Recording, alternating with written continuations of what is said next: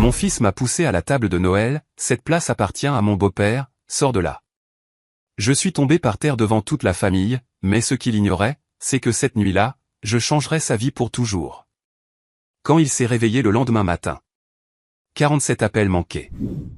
Jamais je n'aurais imaginé que mon propre fils me pousserait si violemment à la table du dîner de Noël que je tomberais par terre devant toute la famille, juste pour que son beau-père puisse prendre ma place. Ce qu'il ignorait, c'est que cette nuit-là, je changerais sa vie pour toujours. Quand il se réveillerait le lendemain, 47 appels manqués l'attendraient, car parfois les conséquences arrivent quand on s'y attend le moins. Avant de continuer, abonnez-vous à la chaîne et activez la cloche de notification, car nous publions de nouvelles histoires chaque jour. Laissez un j'aime et dites-nous dans les commentaires depuis quelle ville vous nous regardez. Je m'appelle Michael Miller. J'ai 68 ans et j'ai passé toute ma vie à bâtir un empire commercial en partant de rien. J'ai perdu ma femme bien-aimée, Rose, il y a 5 ans, et depuis lors, mon fils David était devenu la chose la plus importante dans mon monde. Enfin, c'est ce que je pensais jusqu'à la nuit du 24 décembre 2024.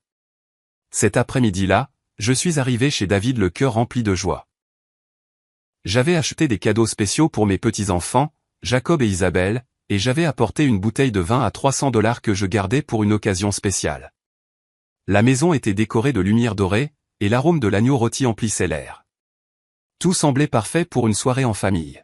« Papy Michael » crièrent les enfants en courant vers moi. Jacob, à 15 ans, était déjà plus grand que moi, tandis qu'Isabelle, 12 ans, s'accrochait encore à mon cou comme elle le faisait quand elle était petite. Leurs étreintes sincères furent le seul moment de bonheur authentique que je vivrais cette nuit-là. Teresa, ma belle-fille, m'a accueilli avec un sourire forcé. Il y avait toujours quelque chose dans ses yeux qui me mettait mal à l'aise, comme si elle pesait chaque mot que je disais. « Salut, Michael. Je suis si contente que tu sois arrivé tôt. » David est sorti de la cuisine, mais son accueil fut distant, presque mécanique. « Salut, papa. Laisse ton manteau là. » J'ai senti quelque chose d'étrange dans l'atmosphère. Il y avait une tension que je ne pouvais pas tout à fait identifier. La table était mise pour 8 personnes, mais nous n'étions que 6. David, Teresa, les enfants, moi, et nous attendions quelqu'un d'autre. « Quelqu'un d'autre vient ?» ai-je demandé en regardant le couvert supplémentaire. « Oui, mon père sera là d'un moment à l'autre », répondit Teresa avec un sourire qui n'atteignait pas ses yeux. Elle parlait d'Anthony Moore, un homme d'affaires de 72 ans qui avait toujours été mon concurrent silencieux dans le monde des affaires. Quand Anthony est arrivé, tout a changé. David s'est complètement transformé, devenant serviable et attentionné d'une manière que je n'avais jamais vue avec moi. « Monsieur Moore, quel plaisir de vous avoir parmi nous. Entrez, entrez. » J'ai trouvé cela étrange, mais j'ai décidé de l'ignorer. Après tout, c'était Noël, et je voulais en profiter avec ma famille. Nous nous sommes assis à table, et j'ai pris ma place habituelle, celle qui avait toujours été la mienne lors des célébrations familiales, en bout de table, à côté de David. J'occupais ce siège depuis des années, depuis que Rose était décédée et que les dîners de famille avaient lieu chez mon fils. Mais alors qu'Anthony s'approchait, David m'a regardé avec une expression que je n'oublierai jamais. Froid, calculateur, impitoyable. « Papa, il faut que tu te lèves de là. »« Quoi » ai-je demandé, confus. « Pourquoi ? » ?»« Cette place est pour Monsieur Moore. C'est l'invité d'honneur. » J'ai eu l'impression de recevoir une gifle en plein visage. « David, mon fils, je me suis toujours assis ici. C'est ma place dans cette famille. » La tension était si épaisse qu'on aurait pu la couper au couteau. Teresa regardait ses pieds, mal à l'aise. Les enfants avaient cessé de parler. Anthony se tenait là, observant la scène avec un mélange de gêne et de satisfaction. « Papa, ne rends pas les choses difficiles. Bouge. » « Je ne comprends pas, David. Qu'est-ce qui se passe ici ?» C'est alors que c'est arrivé. David s'est approché de moi, a posé ses mains sur mes épaules et m'a poussé avec une telle force que j'ai perdu l'équilibre. Mon corps de 68 ans n'a pas pu supporter la force et je me suis lourdement écrasé sur le sol, devant toute la famille. Le silence qui a suivi était assourdissant. Les enfants ont crié mon nom. Teresa a porté ses mains à sa bouche. Anthony est resté immobile, mais j'ai vu quelque chose dans ses yeux qui m'a glacé le sang. La satisfaction. Du sol, blessé et humilié, j'ai entendu les mots qui allaient tout changer pour toujours. Cette place appartient à mon beau-père. Sors de là. À cet instant, alors que j'étais allongé sur le carrelage froid, quelque chose s'est brisé en moi. Pas seulement ma dignité, mais quelque chose de beaucoup plus profond. L'image que j'avais de mon fils, l'amour inconditionnel que je ressentais pour lui, s'est effondré comme un château de cartes. Les enfants m'ont aidé à me relever, leur visage rempli de confusion et de douleur. « Ça va, papy » a murmuré Isabelle, les larmes aux yeux. « Je vais bien, ma chérie » ai-je menti en lui caressant les cheveux. Mais à l'intérieur, une tempête avait commencé à gronder. David avait déjà pris sa place à table, comme si de rien n'était. Anthony occupait ma chaise sans un mot. Teresa servait le dîner avec des gestes nerveux, évitant mon regard. Je me suis assis sur une chaise d'appoint, comme un invité de seconde zone dans ce qui était autrefois ma propre famille. Pendant tout le dîner, j'ai observé. J'ai observé comment David parlait à Anthony avec un respect qu'il ne m'avait jamais montré. J'ai observé comment Teresa buvait chaque parole de l'homme qui était maintenant assis à ma place. J'ai observé comment mes petits-enfants me regardaient avec tristesse, incapables de comprendre pourquoi leur père avait humilié leur grand-père. Et en observant, j'ai pris une décision qui allait changer nos vies pour toujours. Le dîner s'est déroulé dans une atmosphère tendue, aussi épaisse que de la fumée. Chaque bouchée avait le goût de la trahison. Chaque rire partagé entre David et Anthony me transperçait l'âme comme des poignards acérés. Mes petits-enfants essayaient de combler le silence avec des commentaires innocents sur leurs devoirs, mais même sentaient que quelque chose de fondamental avait changé dans notre dynamique familiale. Jacob a eu que des A ce semestre, ai-je commenté, essayant de retrouver un semblant de normalité au milieu du chaos émotionnel qui bouillait en moi. Oh, c'est vrai, répondit David sans même me regarder, entièrement concentré sur la découpe de la viande qu'il servait à Anthony. Monsieur Moore, l'agneau est-il cuit à votre goût? C'était comme si j'étais devenu invisible. Pendant 42 ans, j'avais élevé cet homme. Je lui avais enseigné des valeurs, des principes, je lui avais tout donné, et plus encore. Et maintenant, il me traitait comme un étranger gênant à sa propre table. Quand nous avons fini de dîner, je me suis excusé discrètement. Je vais juste aux toilettes un instant. Personne n'a répondu. Ils n'ont même pas levé les yeux de leur verre de brandy et de leur conversation d'affaires auquel moi, l'homme qui avait bâti l'entreprise familiale à partir de rien, n'était pas inclus. J'ai marché vers la salle de bain à pas lents, mais mon esprit tournait déjà à plein régime.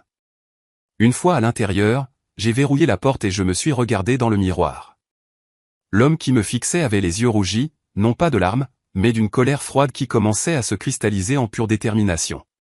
J'ai sorti mon téléphone portable et j'ai commencé à composer des numéros que je connaissais par cœur. Le premier appel était pour Edward Roberts, mon avocat personnel depuis 25 ans. Sa voix endormie a répondu à la 4e sonnerie. Michael, c'est la veille de Noël. Quelle est l'urgence? Edward, j'ai besoin que tu prépares des documents dès demain matin pour révoquer toutes les procurations que David a dans l'entreprise. Toutes, sans exception. Il y eut une longue pause. Edward connaissait parfaitement la structure de mon entreprise. Michael, es-tu sûr? Cela signifierait. Je sais exactement ce que cela signifie. Je veux aussi que tu annules toutes les garanties financières que j'ai co-signées pour lui. La maison, la voiture, les cartes de crédit de l'entreprise, tout. Que s'est-il passé? Mon fils vient de me montrer qui il est vraiment, et je suis sur le point de lui montrer qui je suis. Le deuxième appel était pour Linda Vance, ma comptable et directrice financière. Elle connaissait également chaque mouvement financier de la famille. Linda, désolé de vous déranger un jour férié. J'ai besoin que vous geliez tous les comptes joints avec David dès demain matin. Suspendez également son salaire et ses avantages de direction. Y a-t-il un problème juridique, monsieur Miller? Non, Linda. Je reprends simplement le contrôle de ce qui m'appartient. Le troisième appel était le plus important. J'ai composé le numéro de Robert Fizet, mon bras droit dans l'entreprise, un homme loyal qui était avec moi depuis le début. Robert, pardon pour l'heure. Pourrais-tu aller au bureau tôt demain matin? J'ai besoin que tu retires toutes les affaires personnelles de David de son bureau. Vous le virez, patron? Il n'est plus le PDG. Tu prendras son poste à partir de demain. Prépare une lettre de licenciement immédiat. Motif légitime. Perte de confiance. Compris, monsieur Miller. Autre chose? Oui. Place une note sur son bureau qui dit « Ce bureau n'est pas pour toi ». Je veux qu'il comprenne parfaitement le message. Après les appels, je suis resté dans la salle de bain quelques minutes de plus, organisant mentalement chaque mouvement que j'allais faire. Je ne cherchais pas la vengeance. Je cherchais la justice. Pendant des décennies, j'avais bâti un empire commercial. J'avais sacrifié mon temps personnel. J'avais travaillé 18 heures par jour pour offrir à ma famille une vie confortable, et mon propre fils venait de me montrer que tous ces efforts ne valaient même pas son respect le plus élémentaire. Je suis retourné dans la salle à manger avec un sourire calme qui cachait la tempête qui faisait rage en moi. La conversation s'est poursuivie sans moi, comme si je n'avais jamais existé.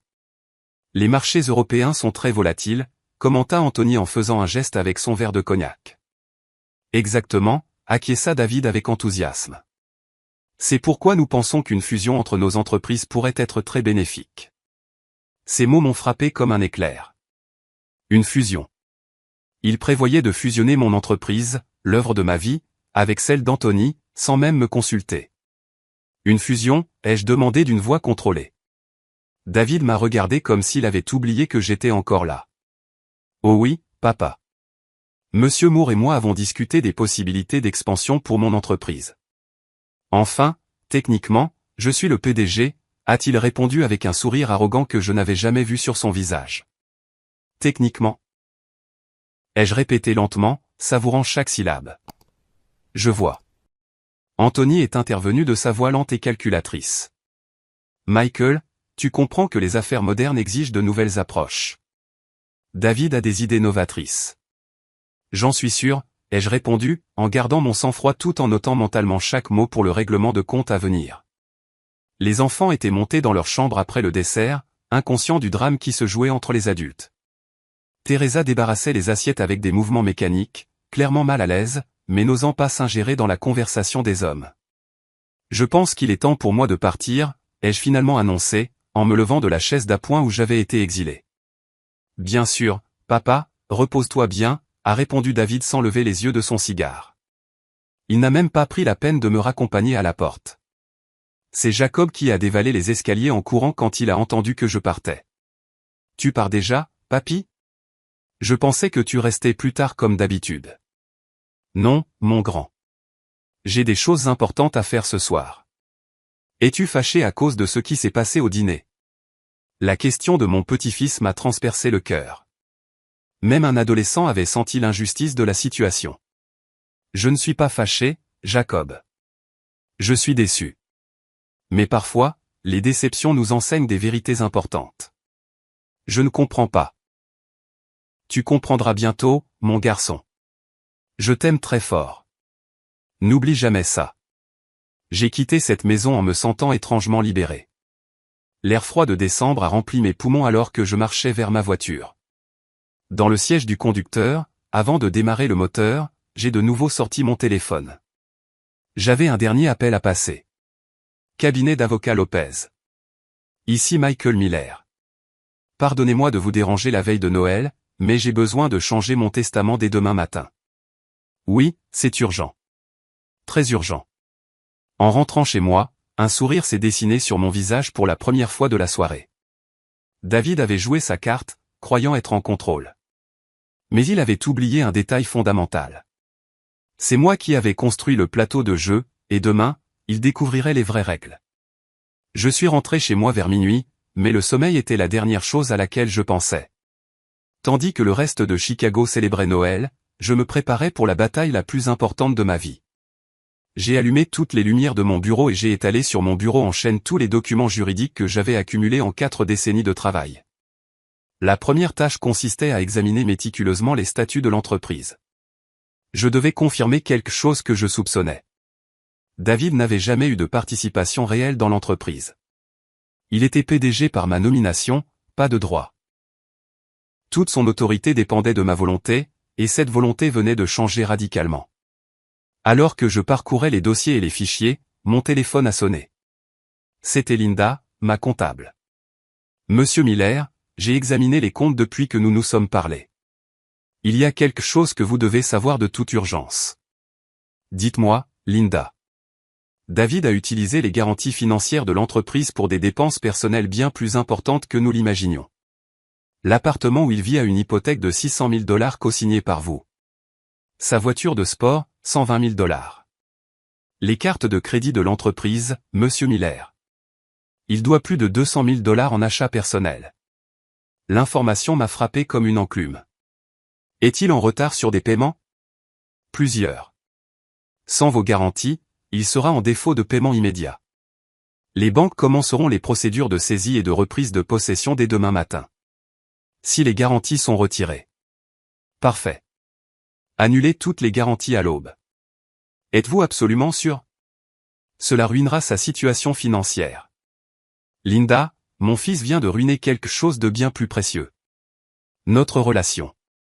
Maintenant, il va apprendre ce que sont les conséquences. Après avoir raccroché, j'ai continué à examiner les documents jusqu'à ce que je trouve ce que je cherchais. Les contrats de travail de David. Mon entreprise, Miller Construction, Inc. Lui versait un salaire de $8 000 par mois, plus des avantages qui comprenaient une voiture de fonction, une assurance maladie privée, un compte de dépenses et une participation annuelle aux bénéfices. Tout cela allait disparaître en quelques heures. À 3 heures du matin, j'ai appelé Robert. Patron, je n'ai pas pu dormir en pensant à ce que vous m'avez demandé. Voulez-vous vraiment que je fasse ça? Robert, fais-tu confiance à mon jugement après toutes ces années? Bien sûr, Monsieur Miller. Vous m'avez sorti de la pauvreté et m'avez donné des opportunités dont je n'aurais jamais rêvé. Alors fais-moi confiance maintenant. David a franchi une ligne de non-retour. Va au bureau tôt, retire ses affaires personnelles et place cette note exactement comme je te l'ai dit. Compris. Et s'il arrive pendant que je le fais? Encore mieux. Je veux qu'il voie ce que ça fait quand quelqu'un prend sa place. À 4 heures du matin, j'ai examiné les états financiers des 5 dernières années. Ce que j'ai découvert m'a rempli d'un mélange de colère et de déception. David avait détourné de petites sommes d'argent vers des comptes personnels pendant des années. Rien d'illégal, mais éthiquement répréhensible. Il avait utilisé les contacts de l'entreprise pour obtenir des contrats privés. Il avait perçu des commissions pour recommander des fournisseurs sans m'en informer. Mon fils ne m'avait pas seulement manqué de respect cette nuit-là. Il avait systématiquement trahi ma confiance pendant des années. À 5 heures du matin, j'ai appelé mon avocat, Edward. Michael, j'ai préparé les documents que vous avez demandés, mais je dois vous avertir, cela aura des conséquences juridiques immédiates. David pourrait vous poursuivre pour licenciement abusif. Edward, j'ai des preuves d'utilisation abusive de fonds, d'utilisation inappropriée des ressources de l'entreprise et de conflits d'intérêts non déclarés. Penses-tu qu'il veuille aller au tribunal? Je comprends. Les documents seront prêts à 8 heures précises. Parfait. Prépare également les papiers pour transférer la propriété de l'appartement de Lakeshore Drive qui est au nom de David. C'était un cadeau de mariage, mais il est enregistré comme un prêt familial. Je le veux en retour. L'appartement où il vit actuellement. Exactement. Qu'il apprenne à payer un loyer comme n'importe quelle personne normale. À 6 heures du matin, en préparant mon café, j'ai reçu un SMS d'Isabelle, ma petite fille. Papy, papa est très nerveux. Il a été au téléphone toute la nuit. Tout va bien? J'ai répondu, tout ira bien, ma chérie. Ton papy t'aime très fort. À 7 heures du matin, il était temps de passer l'appel le plus satisfaisant de toute l'opération. Chase Bank, ici Michael Miller. Je dois annuler immédiatement toutes les garanties financières que j'ai co-signées pour David Monsieur Miller. Oui, toutes. Prêts hypothécaires, carte de crédit, tout. M. Miller, cela signifie que les paiements seront exigés immédiatement auprès du débiteur principal. J'en suis parfaitement conscient. Procédez. Très bien. Les documents d'annulation seront traités dans l'heure. Dois-je informer Monsieur Miller? Ce ne sera pas nécessaire. Il le découvrira très bientôt. À 8 heures du matin, Edward est arrivé chez moi avec tous les documents préparés. J'ai signé chaque papier avec une détermination d'acier. Annulation des pouvoirs de direction, révocation de l'autorité bancaire, cessation immédiate des fonctions de directeur, récupération des biens fournis en prêt familial. Michael, une fois que tu auras signé ça, il n'y aura pas de retour en arrière. Edward, il y a quelques heures, mon fils m'a poussé par terre devant mes petits-enfants pour donner ma place à un autre homme. Penses-tu qu'il y ait un retour en arrière possible? J'ai signé le dernier document à 8h30. À 9h, j'ai appelé Robert pour confirmer que tout était prêt au bureau. Patron, j'ai déjà retiré toutes ses affaires. Son ordinateur, ses diplômes, même la plante qu'il avait près de la fenêtre. Tout est dans des cartons dans la réserve. Et la note? Placée exactement au centre de son bureau, comme vous l'avez demandé. Parfait. Quand il arrivera, laissez-le entrer normalement. N'expliquez rien. Laissez-le découvrir la situation par lui-même. À 9h30, j'ai reçu la confirmation de Linda. Monsieur Miller, toutes les garanties ont été officiellement annulées. Les banques commenceront les procédures d'exécution à partir de 10h. À 9h55, j'ai enfilé mon plus beau costume. Aujourd'hui n'était pas un jour ordinaire. C'était le jour où David Monsieur Miller découvrirait ce que le mot « conséquence » signifiait vraiment. Je me suis versé une dernière tasse de café et j'ai regardé le lever du soleil depuis la fenêtre de mon bureau. Après une nuit blanche, je me sentais étrangement énergique. Il n'y avait aucune trace de la tristesse ou de la douleur des heures précédentes, seulement une clarté limpide sur ce qui devait être fait. Mon téléphone était en silencieux, mais je pouvais voir les notifications s'accumuler sur l'écran. Messages, appels manqués, emails. La tempête avait commencé. David était sur le point de se réveiller pour le pire jour de sa vie, et j'attendrais de voir sa réaction quand il comprendrait enfin que les actions ont des conséquences, et que sous-estimer son père avait été l'erreur la plus coûteuse de son existence. La guerre avait commencé, et je détenais toutes les armes. David s'est réveillé ce matin-là, le 25 décembre, avec une étrange sensation dans l'estomac.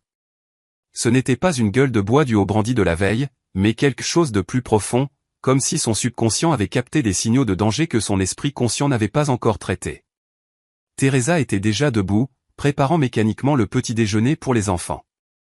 L'atmosphère dans la maison était tendue, chargée d'une électricité invisible que personne ne mentionnait, mais que tout le monde ressentait.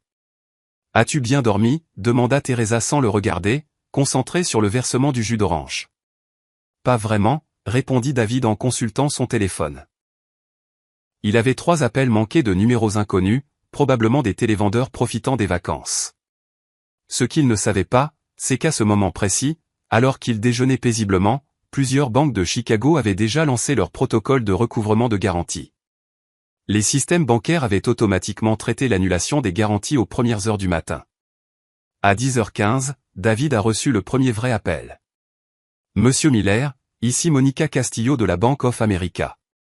Nous avons besoin que vous nous contactiez d'urgence concernant votre hypothèque. » Qu'y a-t-il? Mon hypothèque est parfaitement à jour.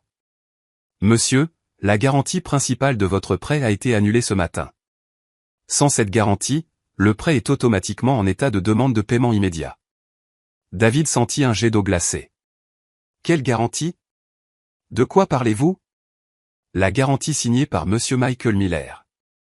Sans elle, vous devez rembourser la totalité de la dette ou nous procéderons à la saisie.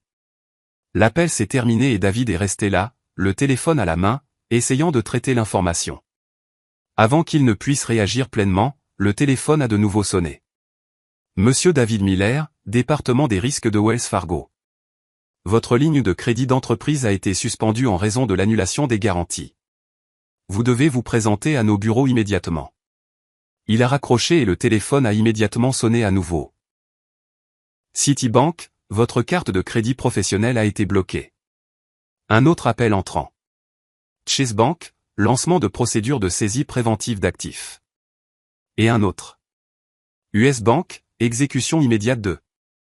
En 15 minutes, David a reçu exactement 47 appels de différentes banques, compagnies d'assurance, concessionnaires automobiles et fournisseurs d'entreprises. Son monde financier s'effondrait en temps réel alors qu'il se tenait dans sa cuisine, encore en pyjama. Teresa regardait la scène avec une horreur croissante. Que se passe-t-il, David? Pourquoi tant d'appels? Je ne sais pas, marmonna-t-il, mais au fond de lui, un terrible soupçon commençait à se former. Les paroles de son père de la veille résonnaient dans sa mémoire. Techniquement, je suis le PDG. À 11h, il a décidé d'aller immédiatement à l'entreprise. Il devait comprendre ce qui se passait, et plus important encore, il avait besoin d'accéder aux ressources de l'entreprise pour gérer cette crise inattendue. Il a conduit sa BMW série 7 dans les rues vides de Chicago le jour de Noël, ne sachant pas que ce serait l'une des dernières fois qu'il serait au volant de cette voiture. Le concessionnaire avait déjà reçu l'ordre de la reprendre pour non-paiement du leasing. Il est arrivé à l'immeuble de Miller Construction à 11h30. Le gardien de sécurité l'a salué normalement, ne montrant aucun signe que quelque chose avait changé. David a pris l'ascenseur jusqu'au 5e étage où se trouvait son bureau de PDG. En sortant de l'ascenseur, il a remarqué quelque chose d'étrange. Robert Fizet était dans son bureau, assis derrière son bureau, examinant des documents qui appartenaient clairement au dossier de la direction. « Robert, que fais-tu dans mon bureau ?» Robert leva les yeux avec une expression mal à l'aise mais ferme. « Bonjour, David. »« Eh bien, ce n'est plus ton bureau. »« Comment ça, ce n'est plus mon bureau ?»« De quoi parles-tu ?» Lis la lettre sur le bureau. David s'est approché et l'a vue, placée exactement au centre de la surface en bois, une note manuscrite avec l'écriture incomparable de son père. « Ce bureau n'est pas pour toi. » Les mots l'ont frappé comme des coups physiques. C'était la même phrase qu'il avait utilisée la veille, qui se retournait maintenant contre lui. Il sentit ses genoux fléchir. « Robert, ça doit être une blague. »« Ce n'est pas une blague, David.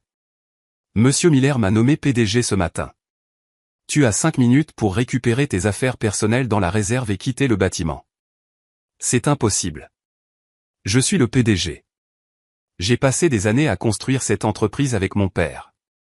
Plus maintenant, David. Les papiers de licenciement sont officiellement déposés. Motif légitime. Perte de confiance et conflit d'intérêts. David sentit le monde tourner autour de lui. Il sortit son téléphone pour appeler son père. Mais avant qu'il ne puisse composer le numéro, Robert lui tendit une enveloppe scellée. « Monsieur Miller m'a demandé de te donner ça. » Les mains tremblantes, David ouvrit l'enveloppe. À l'intérieur se trouvait une lettre dactylographiée sur du papier à en-tête de l'entreprise. « David, les conséquences de nos actions arrivent parfois quand on s'y attend le moins. Hier soir, tu m'as montré que ma place dans ta vie n'existait plus. Aujourd'hui, je te montre que ta place dans mon entreprise n'existe plus non plus. Tu as jusqu'à midi pour quitter toute propriété qui est à mon nom. L'appartement de Lakeshore Drive, la voiture, tout. Tu apprendras à vivre de tes propres ressources comme tu aurais dû le faire il y a des années. Ne me cherche pas. Ne m'appelle pas. N'essaie pas d'utiliser des intermédiaires. Cette décision est définitive et irrévocable. Ton père, qui ne te reconnaît plus, Michael Miller. » David a lu la lettre 3 fois avant que les mots ne pénètrent pleinement sa compréhension. Ce n'était pas seulement le travail. C'était tout. Sa maison, sa voiture, son style de vie, sa sécurité financière. Tout avait disparu en une seule matinée. « Robert, tu dois m'aider. Tu connais mon père depuis des années. Ce n'est qu'un coup de folie passager. David, j'ai vu ce que tu lui as fait hier soir. Ma propre femme était dégoûtée quand je lui ai raconté. Monsieur Miller est l'homme le plus juste que je connaisse, mais aussi le plus déterminé. Quand il prend une décision, il n'y a pas de retour en arrière. Mais je suis son fils, son seul fils. Tu étais son fils. Hier soir, tu as choisi d'être autre chose. » David est sorti du bâtiment de l'entreprise comme un somnambule.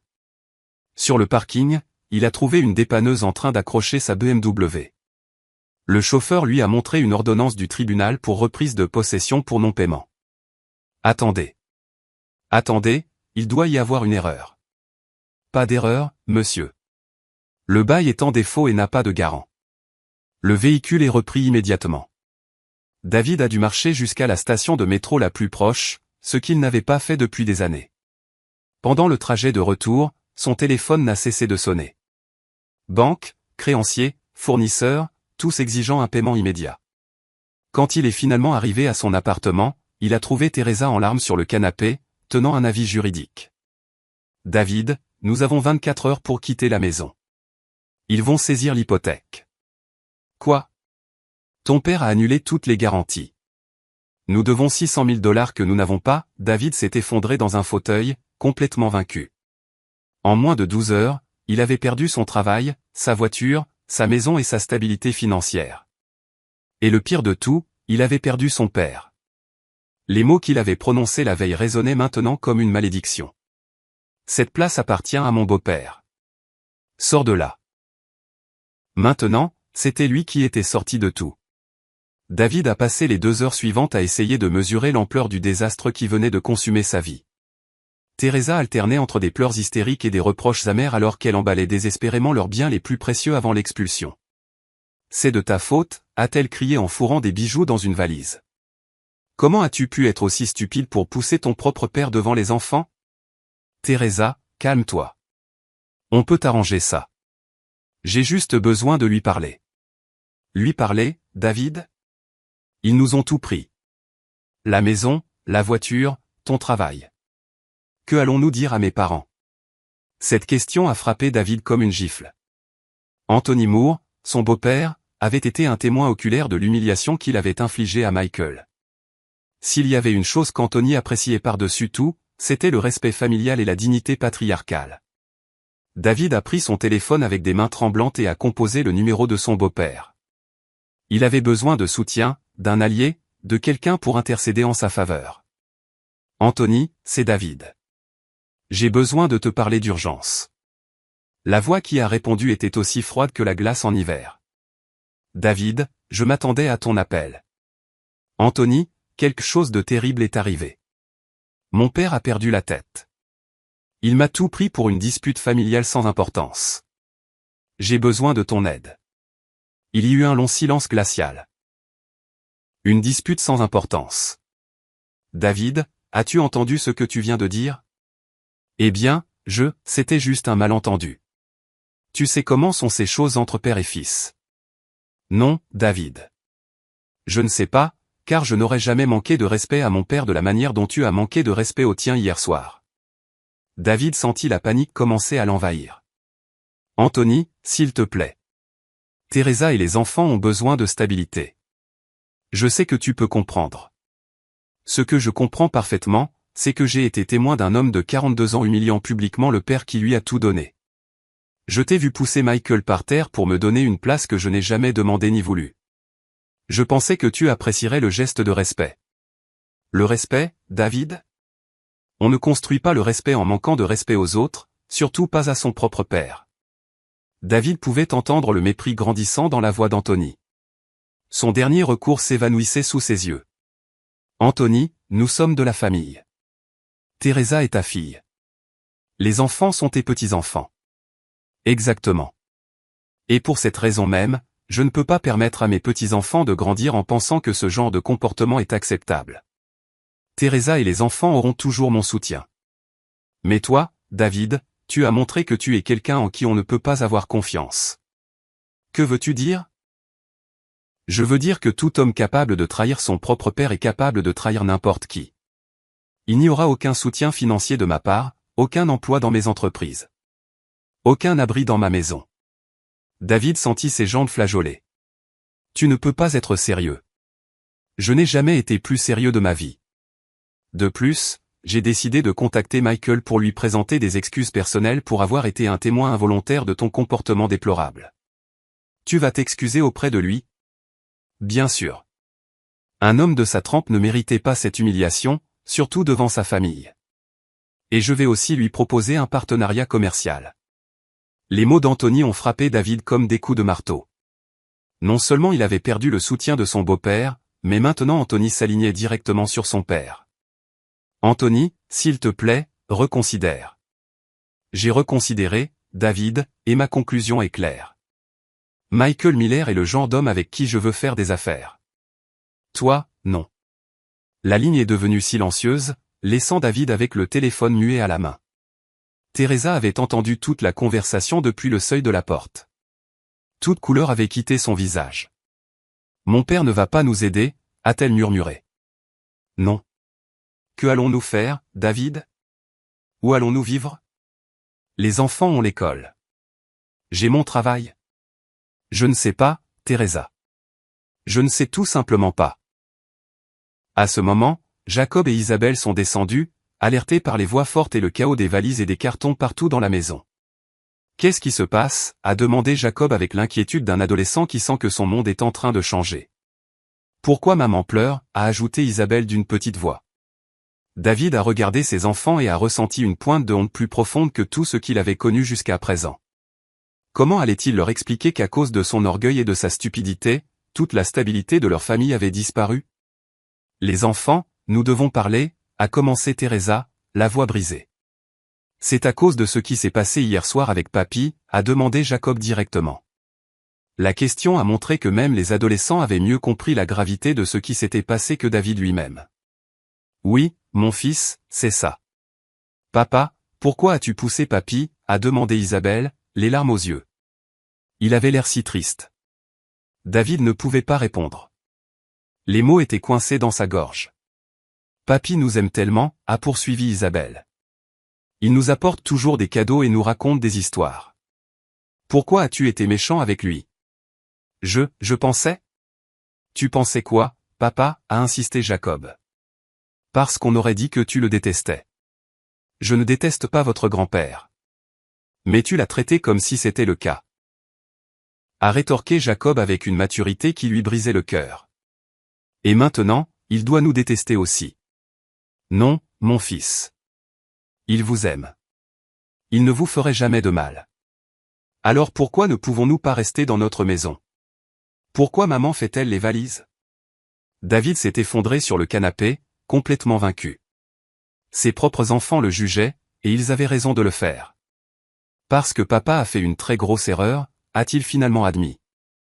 Une erreur qui va changer nos vies. Peux-tu dire pardon à papy, a demandé Isabelle avec l'innocence d'une enfant qui croit encore que les problèmes des adultes peuvent être résolus avec des excuses sincères. Il est trop tard pour ça, ma chérie.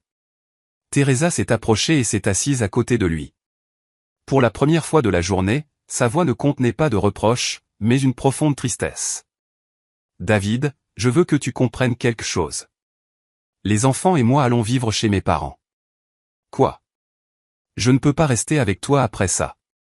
Je ne peux pas être avec quelqu'un capable d'humilier son propre père comme ça. Teresa, nous sommes une famille. Non, David.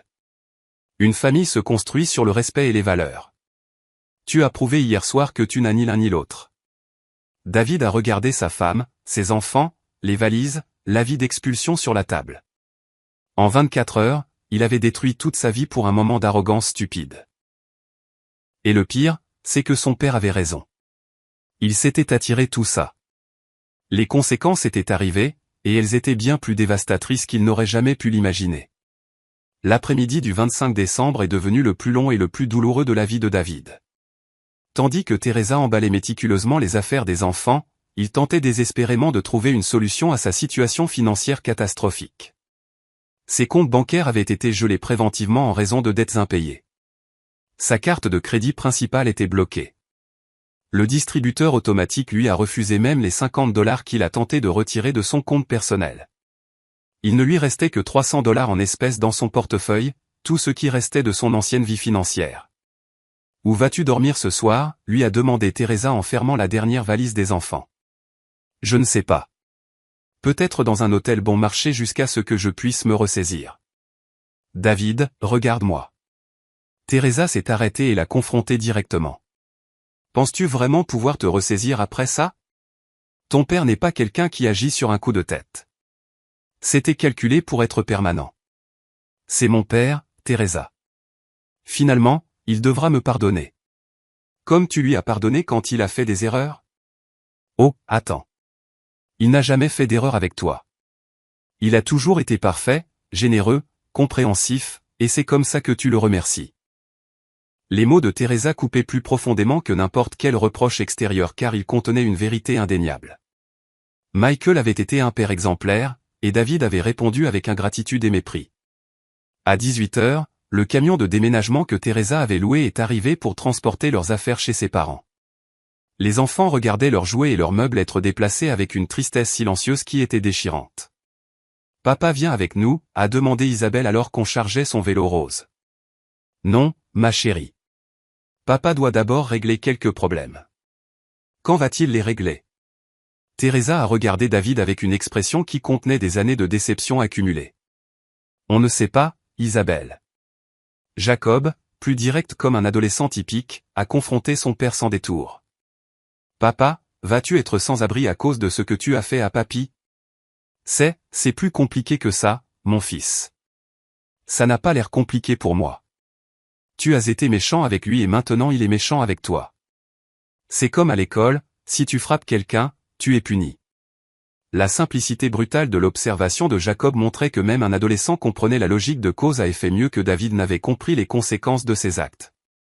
À 19 h, Teresa a fini de charger toutes ses affaires et celles des enfants. La maison, qui quelques heures plus tôt avait été leur foyer familial, semblait maintenant une coquille vide avec seulement les meubles de base qui appartenaient à la propriété. David, j'ai besoin que tu signes ces papiers.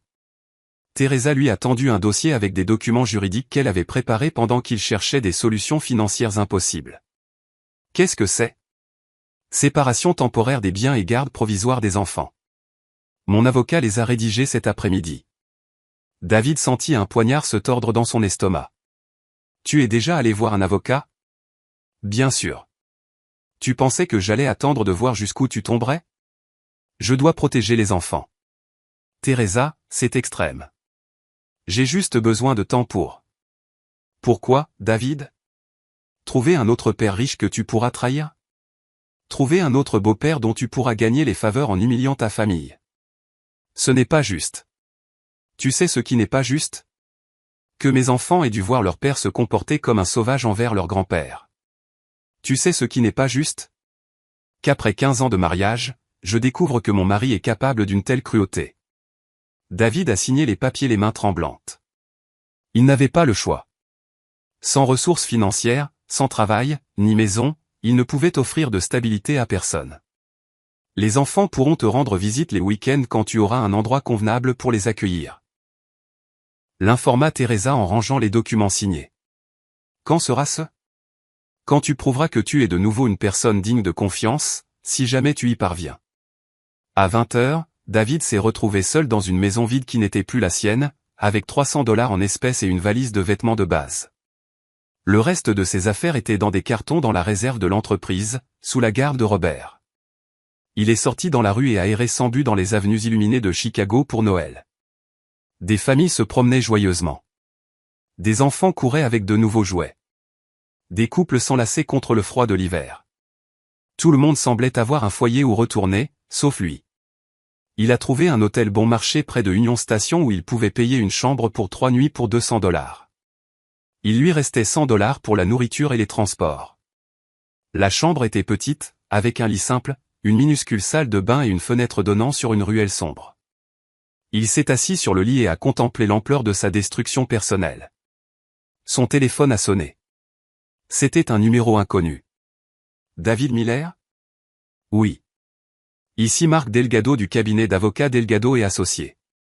Votre père m'a engagé pour vous notifier officiellement que toute tentative de contact direct ou indirect avec lui sera considérée comme du harcèlement. Quoi? Monsieur Miller a été très clair. Il ne souhaite recevoir ni appel, ni message, ni visite, ni intermédiaire de votre part. Toute violation de cette instruction entraînera une ordonnance restrictive du tribunal. C'est mon père. Monsieur Miller, légalement, Monsieur Michael Miller a le droit de décider avec qui il entretient une relation. Sa décision est finale. L'appel s'est terminé, laissant David avec la compréhension finale que son père ne l'avait pas seulement puni financièrement, mais avait complètement coupé toute possibilité de réconciliation. Il s'est regardé dans le miroir de la salle de bain de l'hôtel. L'homme qui le fixait semblait avoir vieilli de 10 ans en un jour. Des cernes profonds, un visage mal rasé, des vêtements froissés. Il ressemblait exactement à ce qu'il était, quelqu'un qui avait tout perdu à cause de sa propre stupidité. Cette nuit-là, en essayant de dormir dans un lit inconnu, David a réfléchi aux 24 heures qui avaient complètement changé son existence. Il y a à peine 2 jours, il était le PDG d'une entreprise florissante, vivait dans un appartement de luxe, conduisait une voiture de sport, avait une famille stable et le respect de sa communauté. Maintenant, il était un homme sans maison, sans travail, sans famille, sans ressources et sans avenir prévisible. Et tout ça pour un moment d'arrogance qui a duré moins de 30 secondes. Les mots qu'il avait prononcés résonnaient dans son esprit comme une malédiction. Cette place appartient à mon beau-père. Sors de là. Maintenant, c'était lui qui était sorti de tout. 3 jours après le désastre de Noël, alors que David essayait de digérer sa nouvelle réalité dans la minuscule chambre d'hôtel, il reçut un appel inattendu qui changea complètement sa perspective. Papa. C'était la voix de Jacob, tremblante et émue. Mon fils, comment vas-tu? Comment as-tu eu mon numéro? J'utilise le téléphone de maman. Papa, je dois te dire quelque chose d'important. Papy est venu nous voir. Le cœur de David s'emballa. Michael est allé chez tes grands-parents maternels? Oui. Hier après-midi, maman n'était pas là. Elle était sortie faire des courses. Papy Anthony l'a accueilli dans le grand salon comme s'il était un invité très important. Que s'est-il passé? Papa, je n'avais jamais vu Papy Michael avoir l'air si triste, mais il avait aussi l'air différent, plus fort. Tu sais, comme quand il prend de grandes décisions dans son entreprise. David ferma les yeux, imaginant la scène, son père gérant la situation avec la dignité qu'il avait toujours définie. Continue, mon fils.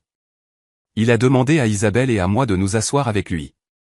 Il a expliqué que ce qui s'était passé avec toi n'avait rien à voir avec nous, qu'il nous aimait toujours autant. Qu'a-t-il dit d'autre? Il a dit que parfois les adultes prennent des décisions qui ont des conséquences très graves, mais que les petits-enfants ne sont pas responsables des choix de leurs parents. Les mots de Michael montraient quel genre d'homme il était. Même dans sa douleur et sa déception, il protégeait les enfants d'être entraînés dans le conflit des adultes. Isabelle lui a demandé s'il était en colère contre nous, continua Jacob, et il lui a dit qu'il ne pourrait jamais être en colère contre nous parce que nous n'avions rien fait de mal. Comment ta mère a-t-elle réagi à son retour? Elle est devenue très nerveuse. Je pense qu'elle avait peur que Papy Michael lui reproche ce que tu avais fait, mais il a été très poli avec elle. Il lui a dit qu'il comprenait parfaitement sa décision de se séparer de toi. David sentit une autre pointe de douleur. Son père ne l'avait pas seulement coupé de sa vie, il validait les décisions de ceux qui l'abandonnaient. Papa, je peux te demander quelque chose? Bien sûr, Jacob. Pourquoi l'as-tu fait? Pourquoi as-tu été si cruel avec Papy? La question directe de son fils de 15 ans le força à affronter une vérité qu'il avait évitée. Il n'y avait aucune excuse valable pour son comportement. Mon fils, je pensais que je faisais ce qu'il fallait. Je pensais que montrer du respect à Papy Anthony était important. Mais papa, montrer du respect à une personne ne veut pas dire que tu manques de respect à une autre. J'ai appris ça quand j'avais 8 ans. La sagesse simple de son fils adolescent le frappa comme une révélation. Un enfant de 8 ans comprenait des concepts de base du respect que lui, à 42 ans, avait complètement ignorés. Tu as raison, Jacob. J'ai fait une terrible erreur. Peux-tu la réparer? Je ne sais pas, mon fils. Ton grand-père est très blessé. Mais tu es blessé aussi, non? Maman dit que tu as perdu ton travail et la maison. Oui, j'ai perdu beaucoup de choses. Les as-tu perdues ou t'ont-elles été enlevées en guise de punition? Encore une fois, la clarté brutale de la perspective d'un adolescent. Jacob comprenait parfaitement que les conséquences de David n'étaient pas des accidents du destin mais des résultats directs de ses actions. Elles m'ont été enlevées en guise de punition, mon fils. Comme quand on m'enlève ma PlayStation quand je me comporte mal. Exactement comme ça. Et penses-tu que tu le méritais? David resta silencieux pendant un long moment. C'était la première fois que quelqu'un lui posait cette question directement, et la première fois qu'il se la posait honnêtement. Oui, Jacob. Je pense que je le méritais. Alors peut-être que Papy n'est pas méchant avec toi. Peut-être qu'il est juste. Les mots de son fils coupaient plus profondément que tous les reproches de Teresa, toutes les humiliations financières, toutes les pertes matérielles. Un adolescent avait articulé la vérité fondamentale qu'il avait refusé d'accepter. Michael n'était pas vengeur. Il était juste. Papa, tu es toujours là. Oui, mon fils. Je suis là. Papy nous a dit autre chose. Il a dit que nous devrions choisir si nous voulions avoir une relation avec lui ou avec toi, parce qu'il ne serait plus jamais au même endroit que toi. Qu'avez-vous décidé? Nous lui avons dit que ce n'était pas juste de nous faire choisir. Que tu étais notre père et qu'il était notre grand-père, et que nous vous aimions tous les deux même si vous aviez des problèmes. Comment a-t-il réagi? Ses yeux se sont remplis de larmes. Il nous a serrés très fort dans ses bras et a dit que nous étions des enfants très sages. Puis il a proposé quelque chose. Quoi? Que nous pourrions le voir les mercredis après-midi et les dimanches matins, mais que nous ne parlerions jamais de toi avec lui, ni de lui avec toi. Comme des compartiments séparés. David ressentit un mélange de soulagement et de tristesse. Son père avait trouvé un moyen de maintenir une relation avec ses petits-enfants sans trahir sa décision de couper les ponts avec lui. Vous avez accepté? Oui. Mais papa, c'est vraiment bizarre. C'est comme avoir deux vies différentes. Je suis désolé, mon fils. Je suis tellement désolé de t'avoir mis dans cette situation. Vas-tu essayer d'arranger les choses avec lui? Je ne peux pas, Jacob. Ton grand-père a été très clair, il ne veut rien avoir à faire avec moi. Tu ne vas même pas essayer? Comment puis-je essayer s'il ne me laisse même pas l'approcher? Je ne sais pas, papa, mais papy dit toujours que les problèmes difficiles nécessitent des solutions créatives. Après avoir raccroché avec Jacob, David s'est assis sur le lit de l'hôtel, digérant la conversation. Ses enfants avaient réussi à maintenir une relation avec leur grand-père, mais au prix de compartimenter leur vie. Et tout cela à cause de son moment de stupide arrogance. Ce qui le frappa le plus fut la maturité émotionnelle dont les enfants avaient fait preuve, un contraste dramatique avec sa propre immaturité émotionnelle à 42 ans. Cet après-midi-là, en arpentant les rues de Chicago, cherchant des offres d'emploi sur son téléphone, David commença à comprendre quelque chose de fondamental. Il ne s'agissait pas seulement de récupérer ce qu'il avait perdu. Il s'agissait de devenir une personne qui méritait de le récupérer. Et cela, réalisa-t-il, pourrait être le défi le plus difficile de sa vie. Parce qu'il était beaucoup plus facile de récupérer un travail, une maison ou une voiture que de regagner le respect d'un homme que vous aviez complètement trahi. Surtout quand cet homme était votre propre père, et qu'il avait toutes les raisons du monde de ne pas vous donner une seconde chance. 2 semaines après l'effondrement de sa vie, David avait presque épuisé toutes ses ressources financières. Les $100 restants après avoir payé l'hôtel s'étaient évaporés en nourriture de base et en transport en commun alors qu'il cherchait désespérément du travail dans toute la ville. Son CV, qui ouvrait autrefois automatiquement les portes en raison de son nom de famille et de ses relations, était maintenant systématiquement rejeté. Le secteur de la construction à Chicago était un cercle fermé où tout le monde se connaissait, et la nouvelle de sa brouille avec Michael Miller s'était répandue comme une traînée de poudre. Nous sommes désolés, monsieur Miller, mais nous n'avons pas de poste vacant pour le moment, disait-il dans chaque bureau avec des sourires polis qui cachaient le vrai message. Personne ne voulait embaucher le fils qui avait trahi Michael Miller. Le 4 janvier, sans plus d'argent, même pour une chambre d'auberge, David fut contraint de ravaler sa fierté d'une manière qu'il n'aurait jamais imaginée. Il postula pour un emploi dans une entreprise de nettoyage industriel qui opérait en périphérie de Chicago. Expérience préalable en nettoyage, demanda Brenda Sanchez, la superviseure de 45 ans qui menait l'entretien. Non, mais j'apprends vite et j'ai un besoin urgent de travailler. Pourquoi quelqu'un avec votre parcours professionnel veut-il travailler ici? Je vois que vous étiez PDG.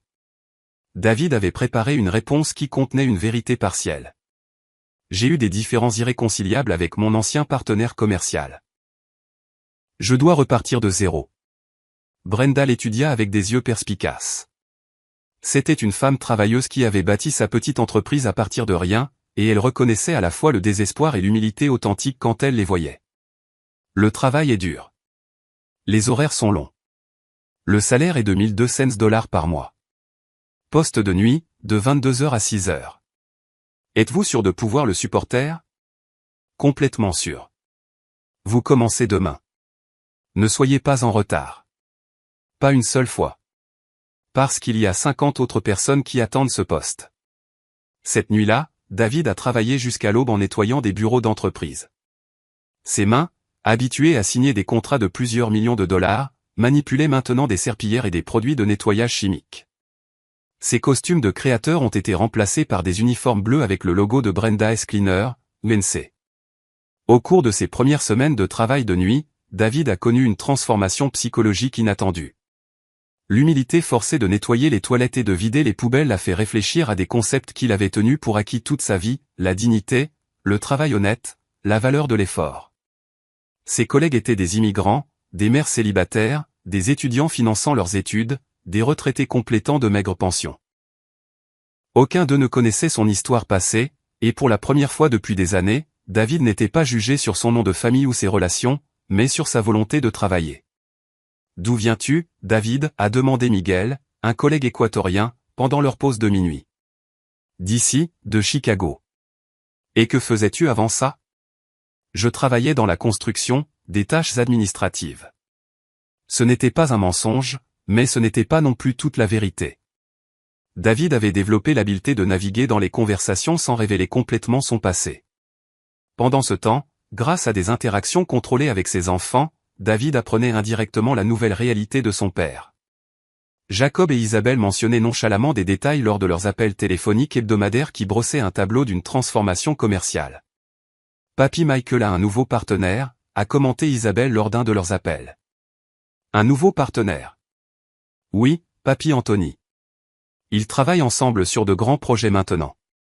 Maman dit qu'ils vont construire des bâtiments très hauts. L'ironie était dévastatrice. Son beau-père, l'homme même qu'il avait tenté d'impressionner en humiliant son père, était maintenant le partenaire commercial de Michael. L'alliance que David avait tenté de forcer s'était matérialisée, mais l'avait complètement exclu. Se voit-il souvent? A-t-il demandé, en essayant de garder un ton désinvolte. Presque tous les jours. Parfois, ils viennent nous chercher à l'école ensemble. Ils rient beaucoup quand ils parlent de leurs projets. David a raccroché cet appel en se sentant plus seul que jamais.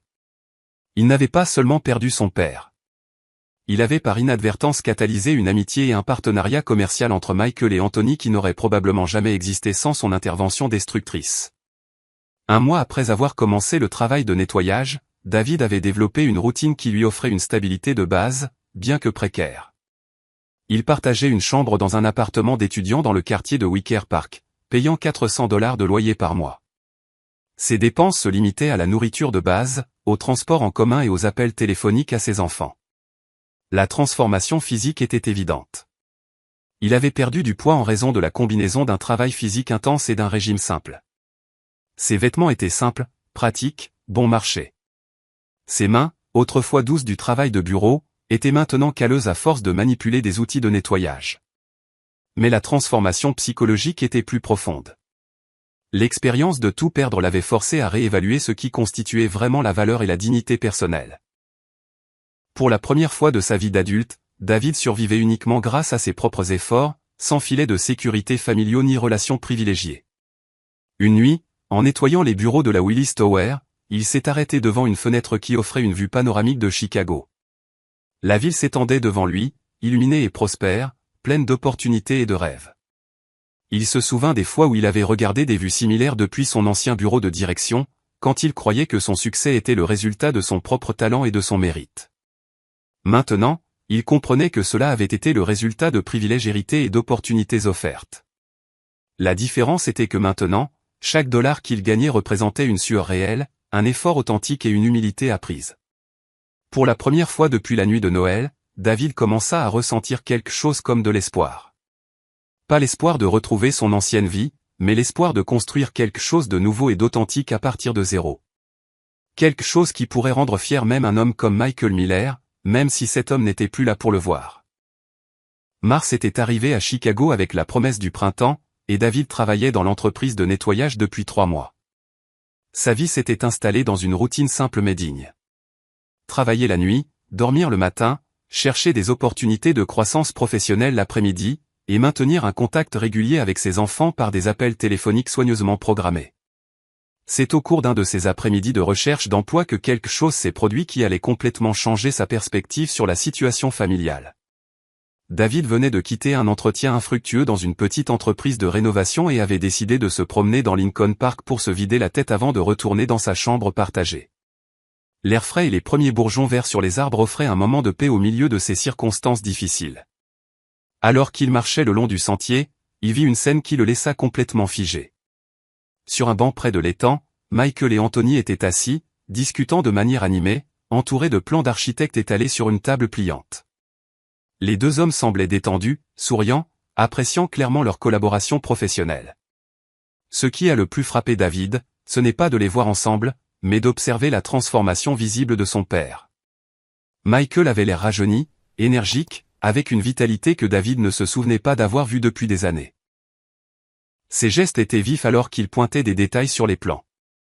Ses yeux brillaient d'un enthousiasme authentique. De sa cachette derrière un groupe de touristes, David entendit des bribes de la conversation.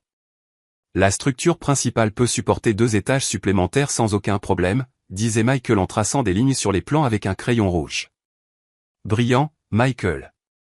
Votre expérience des fondations profondes est exactement ce dont nous avions besoin pour ce projet. Anthony, travailler avec toi a été l'une des meilleures décisions de ma carrière. Nous aurions dû faire ça il y a des années. Je suis tout à fait d'accord. Tu sais quoi? Je pense que ce partenariat va être bien plus réussi que nous ne l'aurions jamais imaginé. David ressentit une pointe simultanée de douleur et de reconnaissance. Son père avait trouvé non seulement un partenaire commercial, mais apparemment un véritable ami en Anthony. La camaraderie entre les deux hommes était évidente et naturelle. Ce qui était le plus douloureux pour David, c'était de réaliser que son père avait l'air plus heureux et plus épanoui qu'il ne l'avait été depuis des années. Perdre son fils ne l'avait pas détruit. Cela l'avait libéré pour former des relations plus authentiques et satisfaisantes. En regardant la scène, David se souvint des mots qu'Anthony lui avait dit au téléphone des semaines auparavant. Michael Miller est le genre d'homme avec qui je veux faire des affaires. Maintenant, il comprenait le plein sens de cette déclaration. Il ne s'agissait pas seulement de compétition professionnelle ou de commodité financière. Il s'agissait de respect mutuel entre des hommes d'une intégrité similaire. Comment vont les petits-enfants? Demanda Anthony en enroulant l'un des plans. Jacob et Isabelle sont extraordinaires. Intelligents, résilients, matures pour leur âge.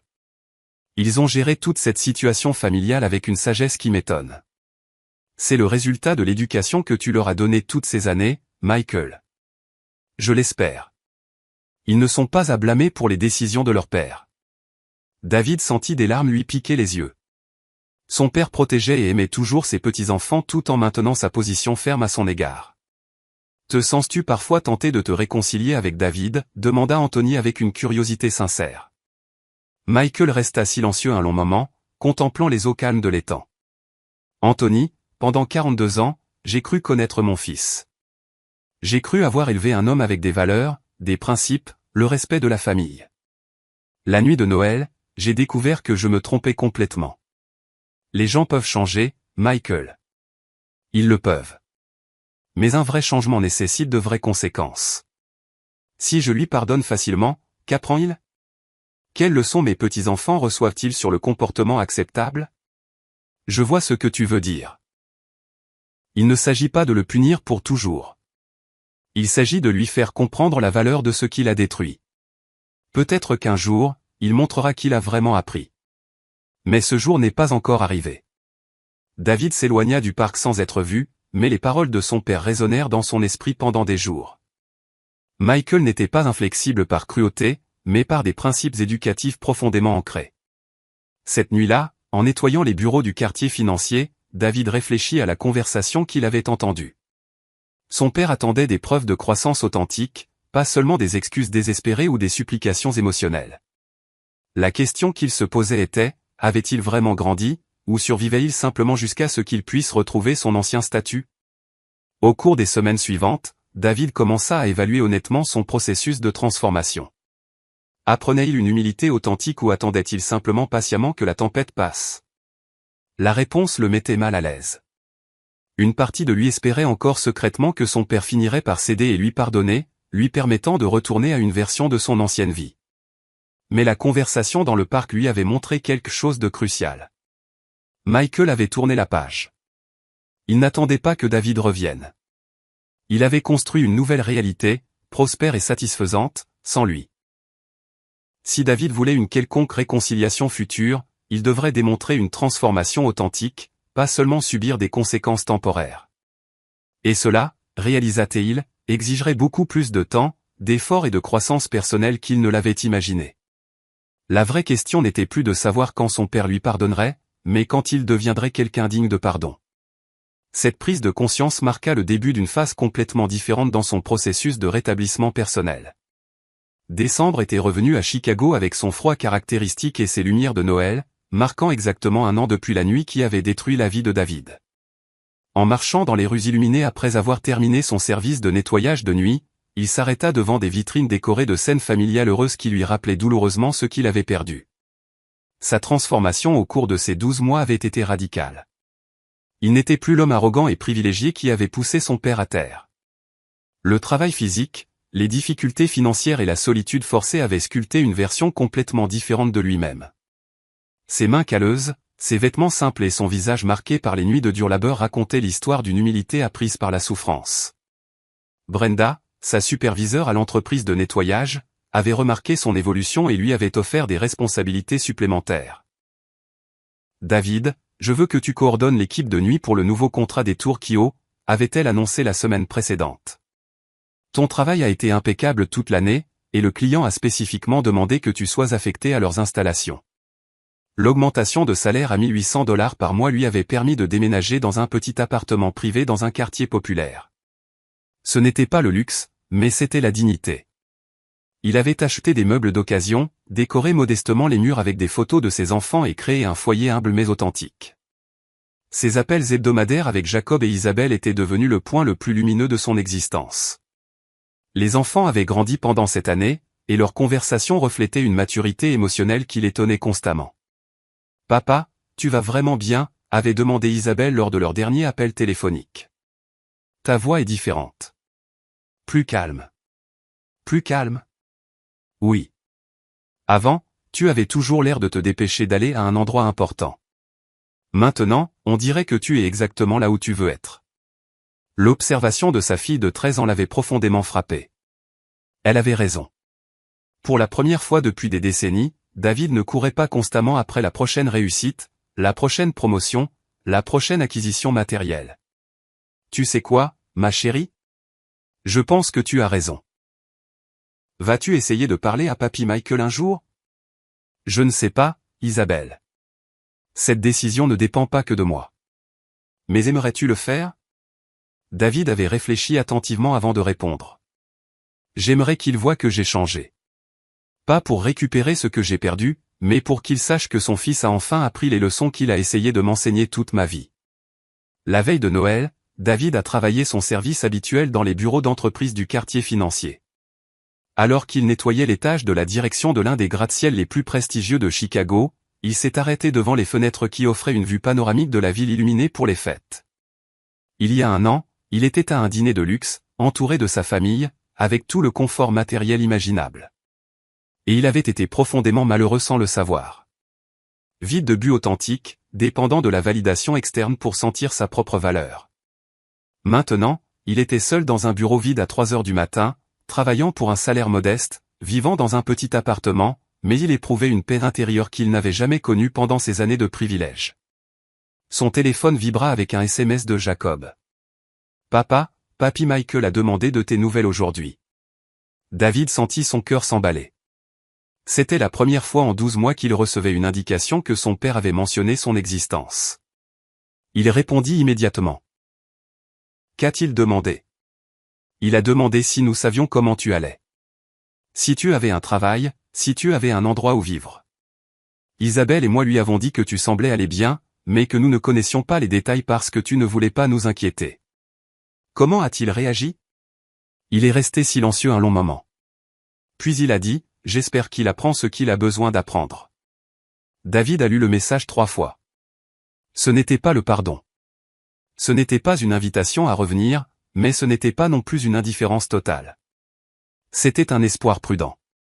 Cette nuit-là, après avoir terminé son travail, David s'est rendu à la Ford Presbyterian Church, qui restait ouverte pour les services de Noël de fin de soirée. Il n'avait pas été particulièrement religieux dans son ancienne vie, mais la solitude et la réflexion de l'année écoulée l'avaient rapproché de la spiritualité.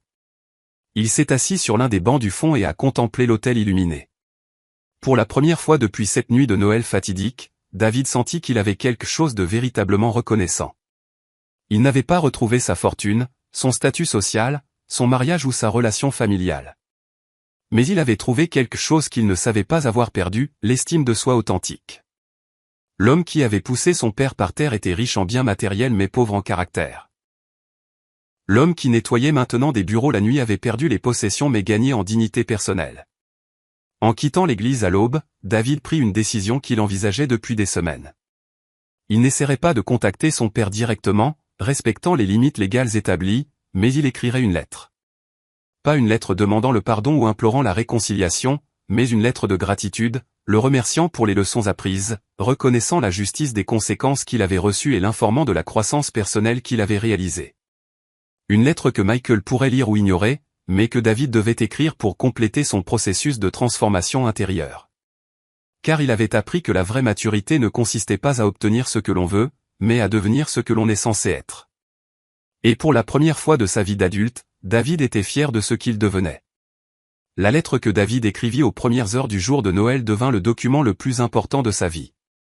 Elle ne fut pas écrite de manière impulsive, mais après des jours de réflexion minutieuse, de multiples brouillons et une honnêteté brutale envers lui-même qu'il n'avait jamais connue auparavant. Il s'assit à la petite table de son appartement, entouré du silence de Noël d'un quartier populaire, avec une tasse de café bon marché et du papier simple acheté au magasin du coin. « Cher papa », commença-t-il, puis il barra les mots. Après 12 mois, il n'avait plus automatiquement droit à cette familiarité. « Cher Michael », écrivit-il finalement. « Je sais que je n'ai aucun droit de m'adresser à vous, et je respecte entièrement votre décision de ne pas avoir de contact avec moi. Cette lettre ne cherche ni réponse ni réconciliation. J'ai simplement besoin de vous dire quelque chose que j'ai appris durant cette année qui a changé ma vie pour toujours. » Et David écrivit pendant 4 heures, détaillant non pas ses souffrances ou ses pertes, mais son processus de croissance intérieure. Il décrivit son travail de nuit non pas comme une humiliation, mais comme une éducation à la dignité du travail. Il expliqua son modeste appartement non pas comme une punition, mais comme un apprentissage de l'autosuffisance. Pendant 42 ans, j'ai cru que je méritais tout ce que j'avais parce que j'étais votre fils. Maintenant, je comprends que je ne mérite rien simplement pour être né avec des privilèges. Le respect se gagne par les actions, pas par les noms de famille. La dignité se construit avec le caractère, pas avec des comptes en banque. Il décrivit comment il avait observé de loin son partenariat commercial avec Anthony, et comment il avait compris que son père avait trouvé la collaboration authentique qu'il n'avait jamais su offrir. Vous voir travailler avec Anthony m'a appris quelque chose de fondamental. Vous n'aviez pas besoin d'un fils PDG. Vous aviez besoin d'un partenaire qui vous respectait. Et je n'ai jamais été capable de l'être, car j'étais trop occupé à me sentir en droit de tout avoir sans avoir vraiment contribué à quoi que ce soit. La partie la plus difficile à écrire fut la reconnaissance complète de son comportement cette nuit de Noël. Il n'y a aucune excuse pour ce que j'ai fait. Vous pousser par terre devant vos petits-enfants fut l'acte le plus lâche et le plus cruel de ma vie. Ce n'était pas une erreur. C'était un choix conscient de privilégier mon image sociale à votre dignité. C'était une trahison pure, et cela méritait exactement les conséquences que j'ai reçues. David écrivit à propos de ses enfants, sur la façon dont il avait appris à apprécier leurs appels téléphoniques hebdomadaires plus que n'importe quelle réussite professionnelle antérieure. Jacob et Isabelle m'ont plus appris sur la maturité émotionnelle en ces 12 mois que je ne leur en ai appris durant toute leur enfance. Leur capacité à maintenir l'amour pour nous deux malgré mon comportement destructeur démontre l'éducation que vous leur avez donnée pendant des années, quand j'étais trop occupé par mon propre ego pour l'apprécier. Vers la fin de la lettre, David aborda l'avenir sans supplication ni attente. Je ne vous écris pas en espérant le pardon. Le pardon est quelque chose qui doit se mériter par des années de comportement constant, pas par de jolis mots sur du papier. Je n'écris pas non plus en espérant que vous changerez votre décision concernant notre relation. Je respecte entièrement votre choix et je comprends qu'il est juste et nécessaire. Je vous écris pour que vous sachiez que votre fils apprend enfin à être un vrai homme. À 43 ans, pour la première fois de ma vie, je suis fier de qui je suis, pas de ce que j'ai. Je travaille honnêtement. Je vis modestement. J'aime authentiquement mes enfants et je respecte profondément les gens qui m'entourent. La conclusion de la lettre fut la partie qui lui prit le plus de temps à perfectionner. Si nous ne nous reparlons plus jamais, je veux que vous sachiez que je suis devenu une meilleure personne grâce aux conséquences que vous avez imposées. Non pas malgré elle, mais à cause d'elle. C'est un cadeau plus précieux que n'importe quel héritage matériel. Vous m'avez donné l'opportunité de découvrir ma propre valeur, séparée de vos réussites et de votre générosité. Merci d'avoir été le père dont je n'ai jamais su que j'avais besoin, assez fort pour me laisser tomber quand c'était nécessaire, assez sage pour protéger mes enfants de mes erreurs, et assez juste pour me traiter exactement comme je méritais d'être traité. Avec un profond respect et un amour éternel, votre fils qui grandit enfin, David. Il scella la lettre dans une enveloppe simple et écrivit l'adresse de la maison familiale où il avait grandi. Il ne l'envoya pas immédiatement, mais la garda pendant une semaine, la relisant chaque soir pour s'assurer que chaque mot reflétait réellement ses sentiments. Le 2 janvier, il se rendit au bureau de poste et envoya la lettre en recommandé. 3 semaines plus tard, il reçut une réponse qui consistait en une seule feuille de papier avec l'écriture familière de son père. David, j'ai reçu ta lettre et je l'ai lue plusieurs fois. Je suis heureux de savoir que tu vas bien et que tu grandis en tant que personne. Cette croissance est exactement ce que j'espérais qu'il se produise. Je ne suis pas prêt à reprendre une relation personnelle, et peut-être ne le serai-je jamais. Mais je veux que tu saches que je suis fier de l'homme que tu choisis de devenir. Reste sur cette voie. Michael. David garda cette réponse comme son bien le plus précieux. Ce n'était pas une réconciliation, mais c'était une reconnaissance. Ce n'était pas le pardon, mais c'était le respect. Et pour la première fois depuis cette terrible nuit de Noël, David ressentit une paix complète. Il avait appris que certaines relations ne peuvent être réparées, mais que la croissance personnelle est toujours possible. Il avait découvert que l'approbation la plus importante est la sienne, et que la dignité authentique vient du fait de vivre selon des principes solides, et non de possessions matérielles. Son père lui avait enseigné la leçon la plus précieuse de sa vie en refusant de le sauver des conséquences de ses actes. Et David avait enfin appris à en être reconnaissant. Si vous avez aimé cette histoire, mettez un « j'aime » à la vidéo, abonnez-vous à la chaîne et partagez vos pensées dans les commentaires. Pour entendre la prochaine histoire, cliquez sur la boîte à gauche. Merci d'avoir regardé. I killed you! Your name is Shredder and you're a robot? Yeah. Yo. Yeah. Yeah. Yeah. It's like an idiot. It's like an idiot, right? Say it's your real life and you're getting shot at by that fully automatic weapon and you have a single shot gun, a single shot 22. And you're like, yeah, I'm gonna stay here and die. If you have that logic, my boy, you will never fucking make it in real life in a real gunfight. Hope you're not having a real gunfight. Yeah, because if you think running away is a bitch move, dude, we got single shots, we got bullshit, and you got teenage, and you're kidded up the ass. Of course, we gotta readjust. Like fucking idiots.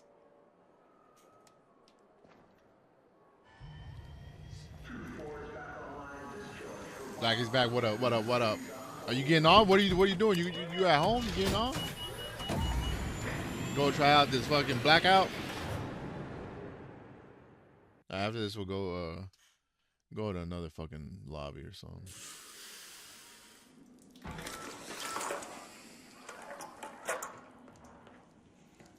Stitcher. We're 7 minutes late. Excuse me. Oh, after this one, I need to go get me something to eat. Do your thing. Apollo here. Here's a tip, reader. Hornets tend to hunger. Oh, damn, it's already an hour and a half past. Oh, y'all gotta The eat. perfect time to stick 'em with an explosive. It's already gonna be 1 o'clock. Supposed to leave at 11:30. Oh, You getting back on after that or not? yeah. I got a sandwich. I'm just gonna make me a sandwich. Oh shit.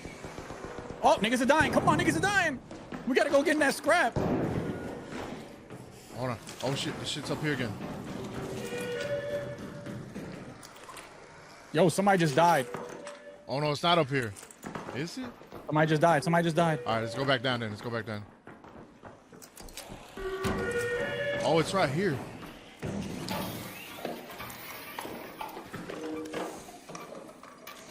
A renegade again. Oh, Toro. Here, you want a renegade? What do you got? You got a I'll kettle? take the renegade. Hold on. Drop 37 rounds. Do that. Hold on, put this over here. Alright.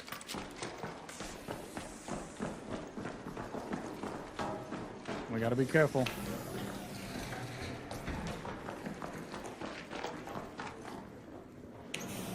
Oh shit.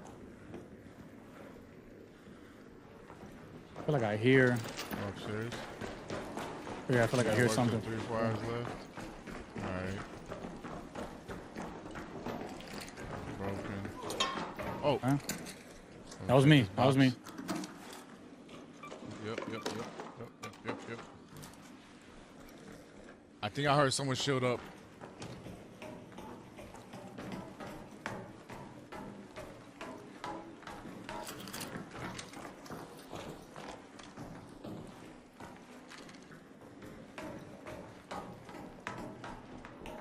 Oh, yep. Right above us. So we shouldn't take the zip? No. You hear him? Yeah. And that But I shredder's mean- right there crossing now. Yeah, I know, but the zip is literally to the right. I mean, to the left, we could jump up and go up the stairs. I mean, it don't matter. I hear them.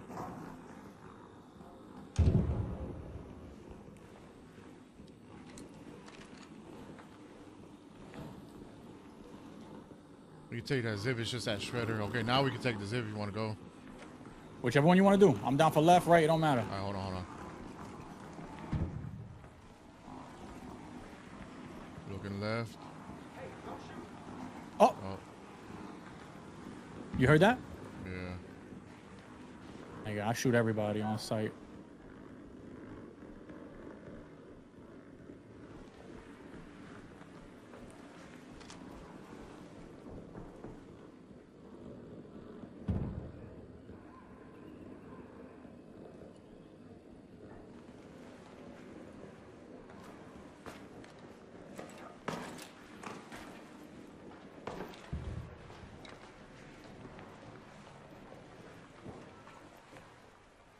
Shielding up. There's a dead body on the 3rd floor.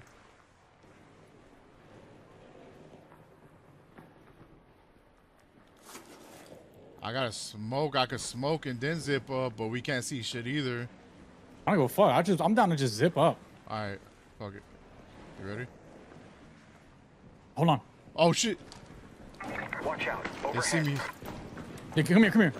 Yeah, nah. Yeah, they're peeking. I honestly don't know why he didn't shoot. If they zip down, they're gonna see you first. Alright. Maybe try the other side. Oh, you know what? Hit the train. You heard? Yeah. I'm gonna watch the stairs up here right quick. I'm gonna hit the train, then I'm gonna come back to you.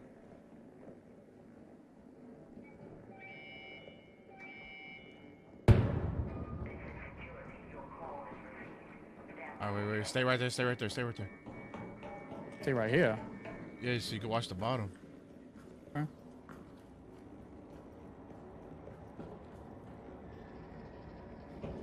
Okay, I hear someone walking.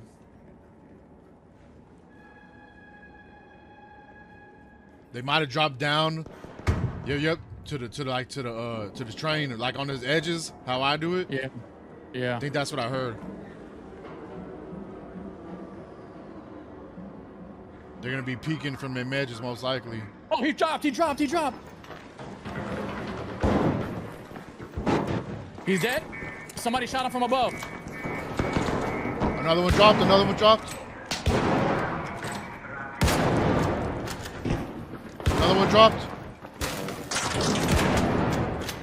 He got arpeggio.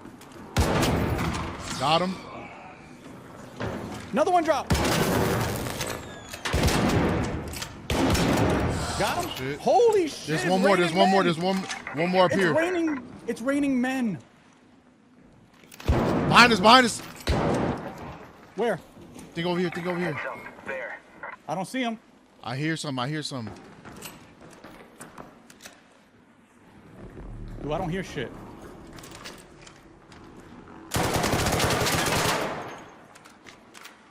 They're gonna res. All right, I'm going down there.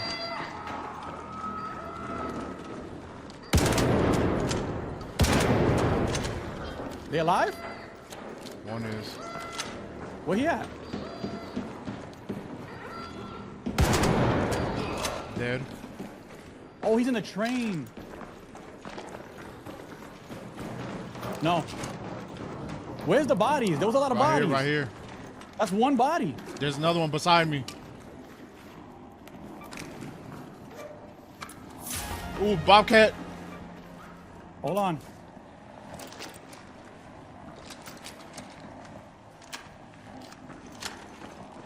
Man, this nigga ain't have shit. Hold on, There's another body though. Yeah, right? there's another body. There's another body. Hold on. I'm gonna pull out my smoke. Coming through.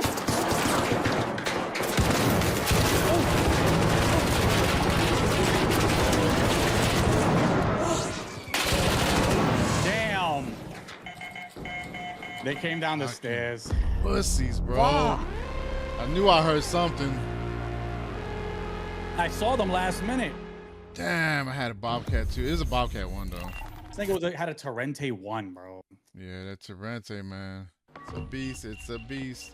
You gonna get I food? shot him 3 times though. Like, I don't understand that shit. I shoot him 3 times with a fucking Toro. You gonna get food? Yo, yeah. I'm gonna get food right quick. I'll be back in like 5 Let minutes. me know when you're back. All right.